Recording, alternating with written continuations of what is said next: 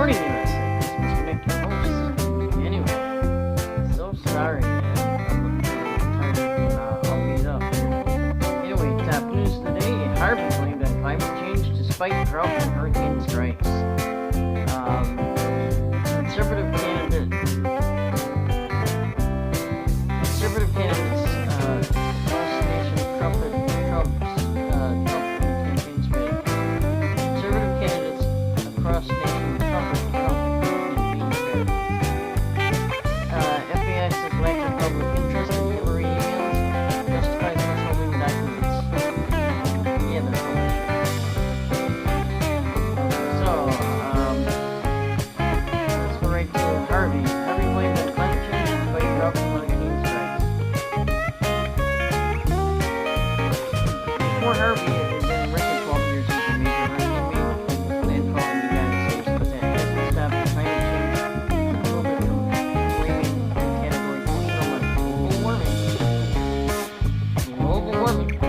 Yes, what? Excuse me, I'm doing this. It's way ahead of all the devices here. Computer is not working. The computer is not working. So, I'm coming to you on my cell phone there, but I'm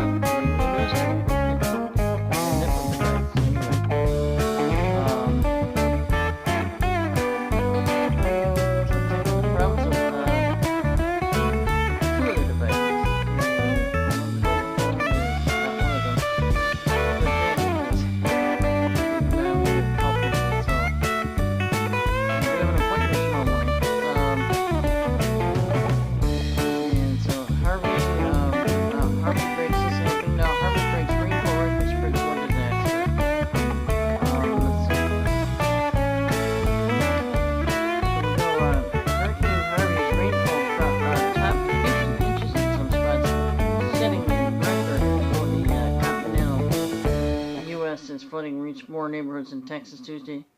Forced further evacuation spurred thousands of heroic rescues and stranded many more people. President Trump flew into Texas to get a first-hand update on the relief efforts, saying the cleanup would be a costly proposition.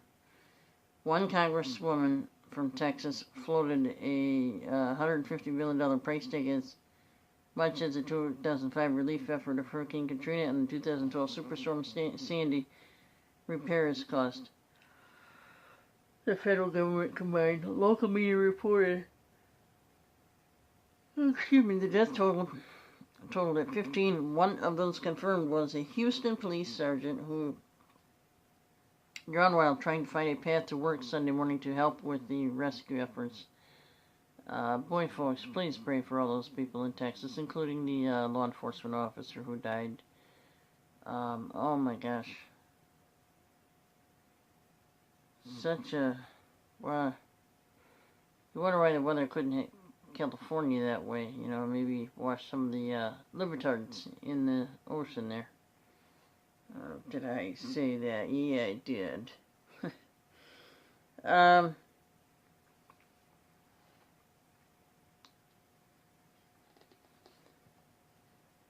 Harvey had been downgraded to a tropical storm, but was still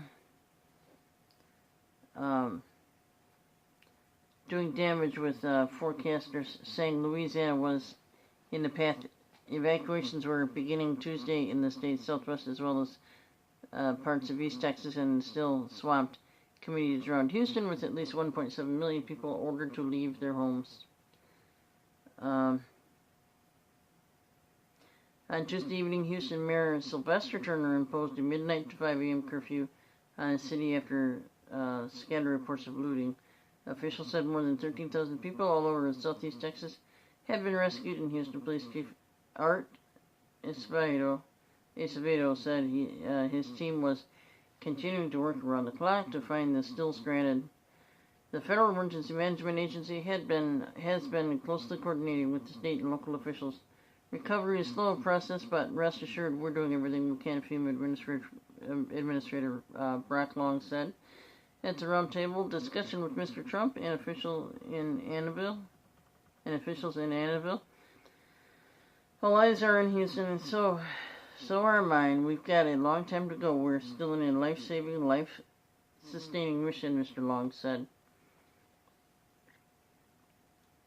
Vice President Mike Pence said in an interview with WOAI radio that more than 8,600 officials through FEMA were on the ground and that the agency had shipped more than 2.5 million meals and more than 2 million liters of water to the area.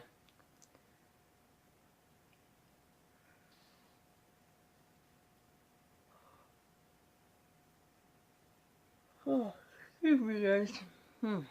The rainfall count from the storm also topped 51 inches in Cedar Bayou, setting a preliminary record for a tropical storm in the continental United States.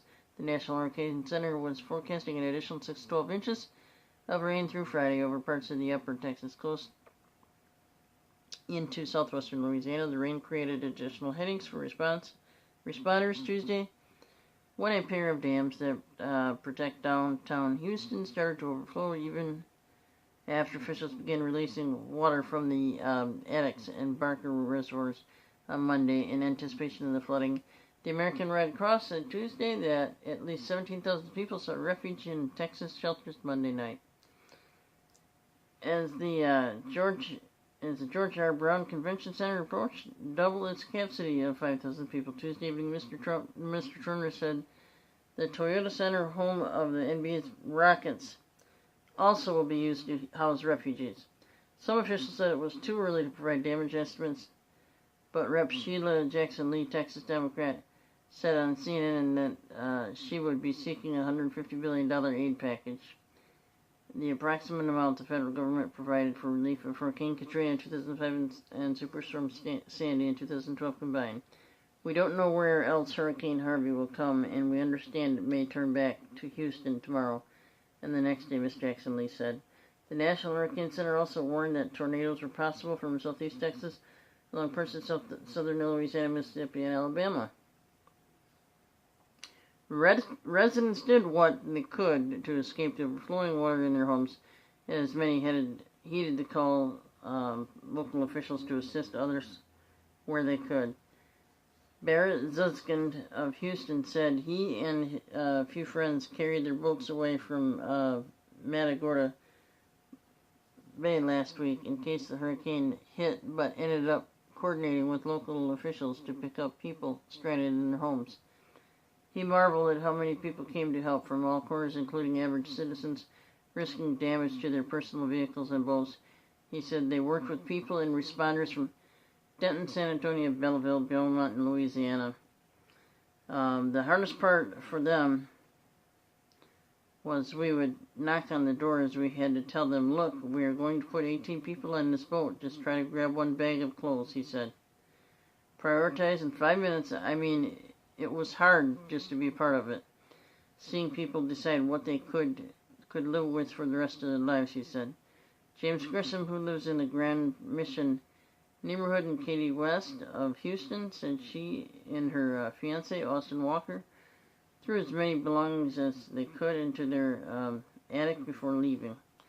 A volunteer game warden they saw outside advised them to seek help from friends, since they were prioritizing the old, sick, and young and the point, so they waited and swam into a CVS parking lot about a half mile away to meet up with a friend who had a massive monster truck.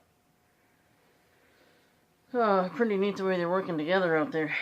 The only way we could get on the West Park Tollway was to go the wrong way, she said. People at that point were in survival mode. Everybody just respectfully drove in their lanes and were careful. Alright. And it says at the bottom here, this is a notation.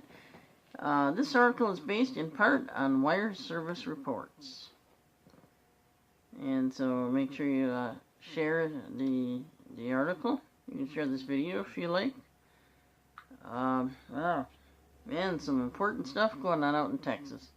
Please do keep them in your prayers. Keep all Texans in your prayers, alright, as well as Louisiana.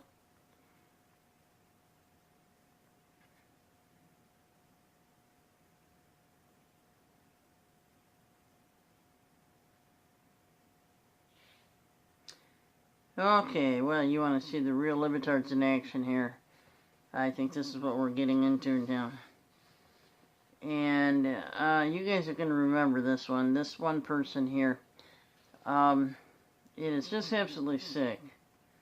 She cannot seem to get her head screwed on straight. Kathy Griffin, I'm no longer sorry for Trump beheading photo. Oh boy. So anyway, comedian Kathy Griffin says she's no longer sorry for the President Trump beheading stunt that jeopardized her career. Miss Griffin, who was investigated by the Secret Service and fired from her New Year's Eve hosting gig at CNN after being photographed in May holding a Donald Trump mask covered in fake blood, said in a heated interview in Australia's Sunrise TV program that she thinks the backlash was completely overblown. No, it wasn't. And the backlash wasn't completely overblown. It was absolutely correct. And this idiotic person, Kathy Griffin, should be absolutely ashamed of herself. Absolutely ashamed of herself. That is not a comedic stunt. That is an evil, evil, evil act of hate. Oh my God. Boy. So anyway, she goes on to say, Kathy Griffin goes on to say, I am no longer sorry for the whole outrage was BS. The whole thing got so blown out of proportion, and I lost everybody, she said. Like I had Chelsea Clinton tweeting against me. I had friends, Deborah Ressing from Will and Grace tweeting against me. I have been through the mill, she added. Well, frankly, Kathy Griffin, you deserved it. Don't do that again. Grow up. Liberals everywhere, grow up. Take a look at the Berkeley mayor, who has finally had enough of Antifa and those kind of people. They're finally starting to wake up and, oh, wait a minute, we can't go this far. You know, that's exactly right. Okay. So, Miss Griffin lashed out at I have been through the mill, she added. Miss Griffin lashed out at co-anchor Samantha Armitage, who suggested that the infamous photo may have been over the line. No, you're full of crap. Stop this, Miss Griffin responded. You know this. Stop acting like my little picture is more important than talking about the actual atrocities that the President of the United States is committing. Donald Trump has not committed any atrocities whatsoever. Miss Griffin, you ought to be ashamed of yourself for lying about the Trump administration. Yeah. Mrs. Griffin, Kathy Griffin is absolutely completely lying about the Trump administration. They have not committed any atrocities. Atrocities are, they are a war term. A physical war term that revolves around death and destruction and taking of life. Okay? Or killing or you know, whatever it happens to be. President Trump has not committed any atrocities. And he is the right man to be in that office, you stupid libertards. Okay. So, Miss Griffin was apologetic in the immediate aftermath of posing for the controversial photo that many compared to Islamic State beheading propaganda, but she later took part in a press conference painting herself as a victim and claiming that the Trump family was harassing and bullying her. Yeah, right. Miss Griffin was later cleared by the Secret Service, but the damage to her career was already done. She was fired from CNN's New Year's Eve broadcast that she had co-hosted with Anderson Cooper for 10 years, and as many as 15 scheduled live performances were canceled, costing her more than $1 million. Yeehaw! Yeehaw! And that's just too funny. Too funny. Costing her more than $1 million. She told the Cult magazine in an interview published Sunday, "When the president tweeted about me this morning after I released the image, it served as an executive order of sorts to his family and supporters to go after me," she said. "You may say I deserved it, but just think about it. The President of the United States and his family are going after a stand-up comic who had a show on the Bravo network called My Life on the D-list. Is that, if that isn't punching down, I don't know what is." Yeah, she's still full of shit. Okay, I'm going to play a little clip of the video here, or a little portion. Is one of the world's most controversial comedians. Kathy Griffin has won 2 Emmys and a Grammy. She's even a Guinness World Record holder. But a stunt aimed at US President Donald Trump earlier this year backfired spectacularly and made global headlines. All right, we all need a laugh. The world's upside down, and I'm here to fix it all. Her brand of comedy pulls no punches. Kathy Griffin is an award-winning stand-up, reality TV star, actress and author. Her digs at celebrities are legendary. I am not going to engage in a debate for 1 second that Michael Jackson could be the biological father of any of those kids, but he may. Our next guest is one of the world's most controversial comedians. You know, it's absolutely sick that, I mean, Kathy Griffin needs to just go hide somewhere. And this just, it's absolutely insane. So,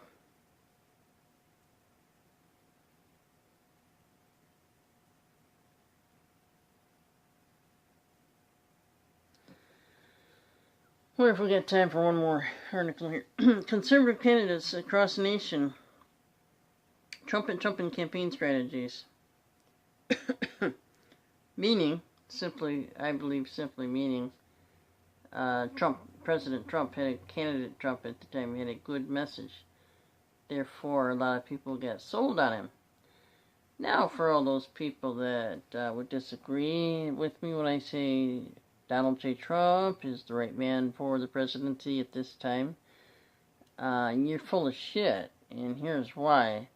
I was not in support of Trump early on in 2016. It took a long time for me to come on board.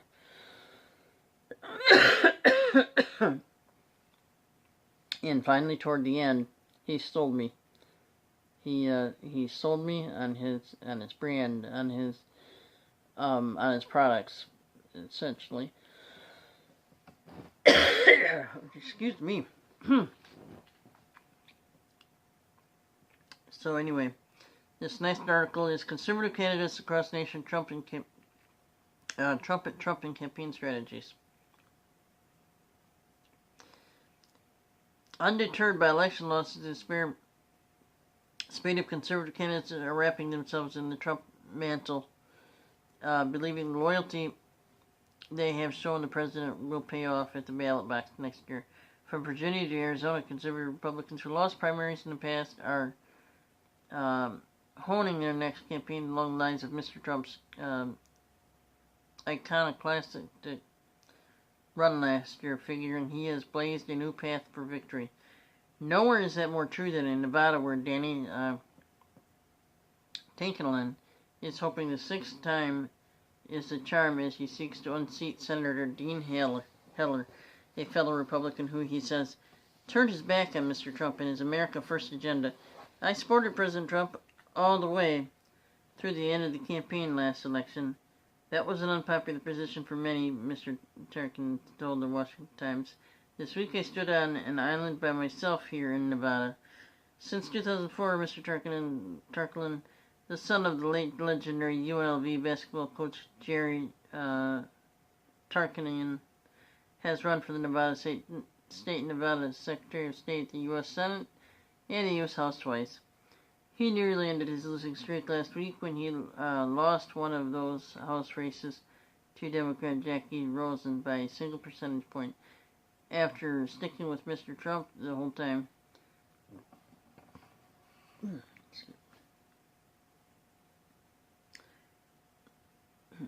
Wow.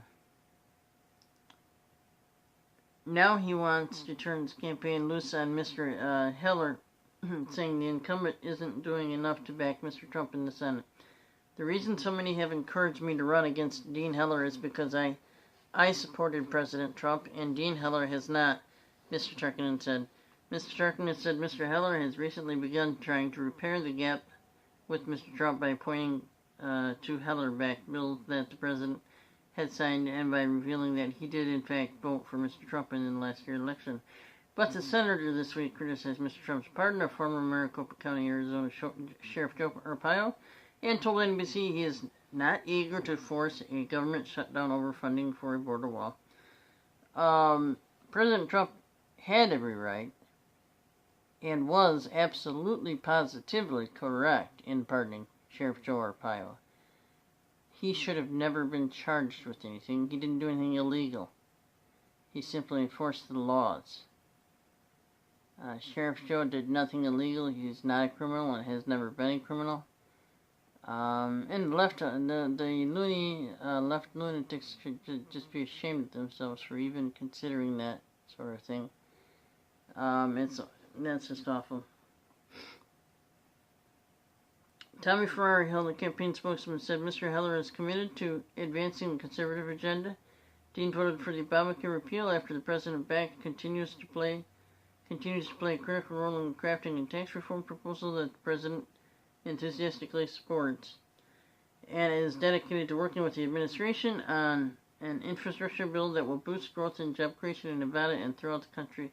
Mr. Ferraro said Danny Turkinen is a perennial candidate who has lost 5 races spanning over more than a decade. Mr. Trump has not weighed in on the Nevada race, but he has taken sides in a Republican primary in Alabama, where Senator Luther Strange is in a runoff with former State Chief Justice Roy Moore. Mr. Trump also has given a boost to Kelly Ward, a former Arizona state senator who, after losing primary to Senator John McCain last year, now hopes to unseat Senator Jeff Flake, also a Republican.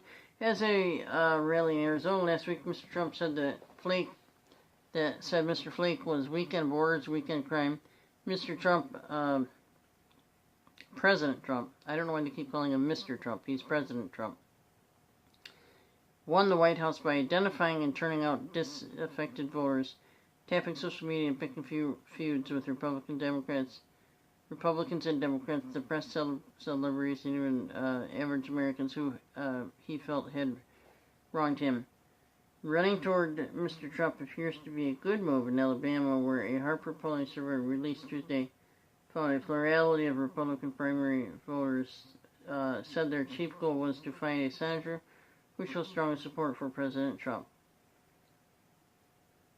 Okay, I'm going to stop right there, guys. I'm getting so tired. I'd like to get this out to you as soon as I can.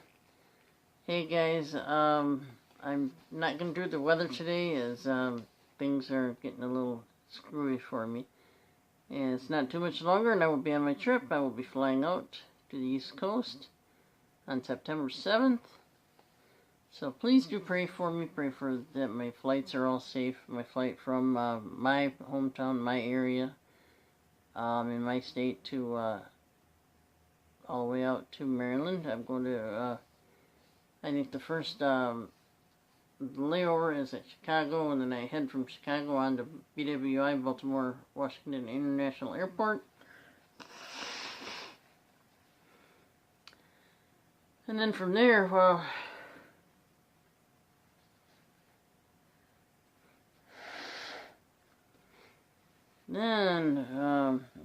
anyway, so then I'm going to go and we're going to go do some fun stuff. Anyway, guys,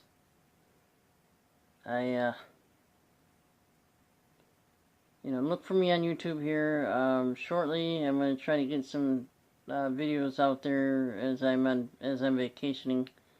Yeah, I've got a 2-leg journey, so pray for me, would you please?